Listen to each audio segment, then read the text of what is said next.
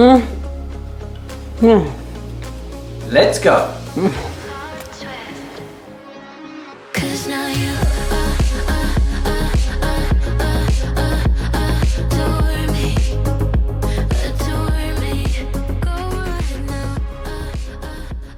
Oh my God, have we landed on thebomb.com pizza crust recipe. I've been looking for years now for a thick, soft crust pizza recipe, and I found this one totally by accident. During our latest live, we were actually doing a Japanese milk bread recipe, and our audience said, make pizza. Now this pizza crust actually reminds me of a soft crust pizza from Pizza Hut or Domino's. It's got that lovely doughy soft crust, and it's almost like a thin bread. The original recipe is actually by quackspots.com. I don't know if I'm saying that right, but I'll leave a link in the description box for you, and you'll see how many changes we made. So I feel like it's our original recipe.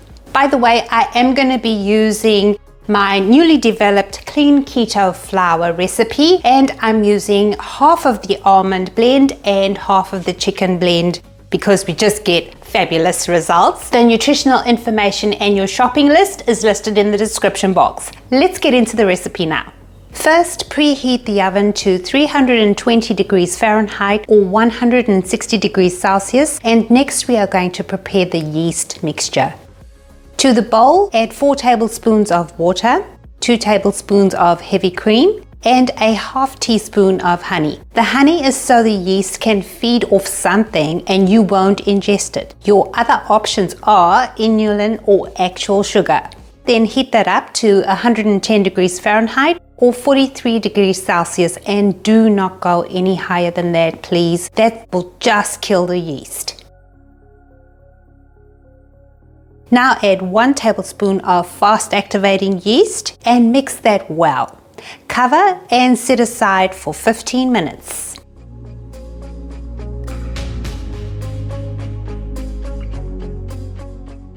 While the yeast is proofing, let's make the Tangzhong.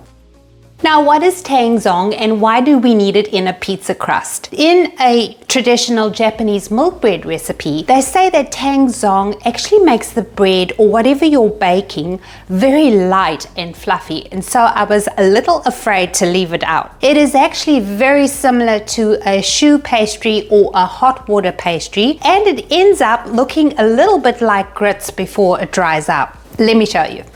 We are using a medium heat and a saucepan for the Tangzhong, so add 2 tablespoons of CK flour to a small saucepan, then 2 tablespoons of heavy cream, and lastly 4 tablespoons of water.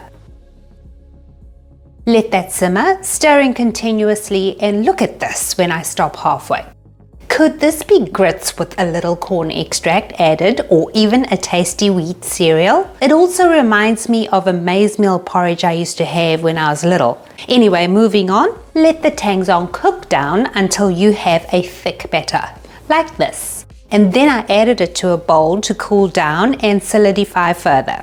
Okay, that is actually the hardest part over. Let's prepare the rest of the ingredients. Add 2.5 cups of CK flour to a bowl, and as I said, half of my flour is CK almond flour blend and the other is half chicken flour blend. To that I added 1/4 cup of sweetener. Yes, this much sweetener because that's a lot of flour. Next is our raising agent, which is 1 tablespoon plus 1 teaspoon of baking powder, 1 teaspoon of salt, and lastly 1 teaspoon of xanthan gum. Mix all those dry ingredients together so they're incorporated, and now let's add the wet. Add 1/2 cup of a keto approved milk, 1 large egg at room temperature, and when I mix the dough I will see if I need the butter, so don't add it just yet. Now to add the beautifully proofed yeast and the Tangzhong.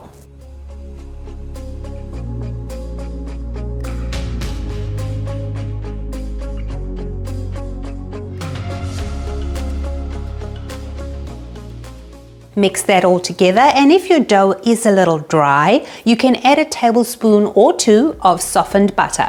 Oh, and you could possibly do this in your mixing machine. I'm doing it by hand because I want to show you that everyone can make this even without a machine. Just want to show you a close-up of this dough now and how it should look when you're preparing your dough. It's a little sticky and appears crumbly at first, but look at it when I make a shape. The exterior of this little ball is really smooth, and I can only imagine what else I would like to try with this dough. The amount of dough in this recipe is actually enough to make a deep dish pizza or a thick crust like I'm making here, or you could make several thin crust gourmet style pizzas. Obviously, if you're making lots, you want to know how to store it right. You would pre-bake the crust for 3 minutes, let it cool down, then wrap it in saran or cling wrap, and you can freeze it or you can refrigerate for up to 3 days. In any case, the dough is ready now, and grab a rolling pin and 2 sheets of paper, and do coat your hands with oil, or you can wet your hands with water so the dough doesn't stick to them.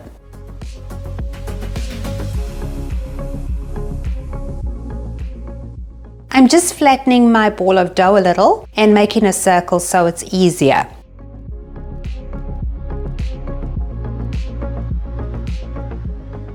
And I'm going to roll out my dough to 3/8 of an inch. When that's done, you will see that the edges have cracking. Really easily, tap the edges with something flat like a spatula, and do be gentle because the dough is very soft. And if you like, you can roll it out again between the paper if you need to.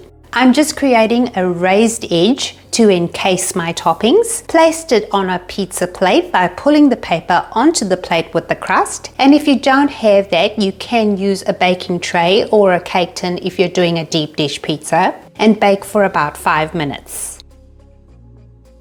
Time to get it out of the oven, and it's baked but still soft. I added my toppings because, of course, I need to give you the timings for the final bake. Spread my sauce, mozzarella cheese, pepperoni because that's my hubby's favorite, a cheddar blend, parmesan. I needed about a tablespoon of dried oregano and the same amount for dried parsley. And if you ever make any pizza, it is essential to sprinkle olive oil onto the edges. Most of the time, the edges have no toppings, right? And cook quicker than, say, the middle. The oil prevents it from drying out, okay? When all your toppings are added, you want to bake for another 18 minutes.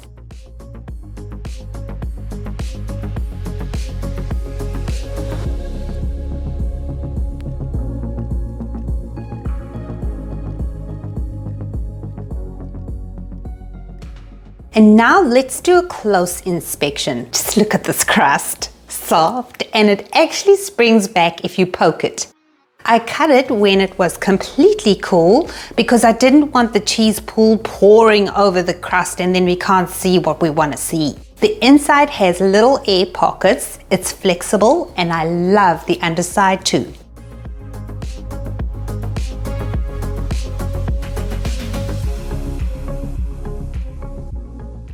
I have saved a piece of pizza from 4 days ago, and I have refrigerated, obviously wrapped. We've tried it in the microwave. It microwaves and heats up beautifully, just like a regular pizza. And I'll show you, this is it cold, and look, it's still really flexible and soft. So I really hope you get to make this pizza crust because it is just fabulous. Okay, bye.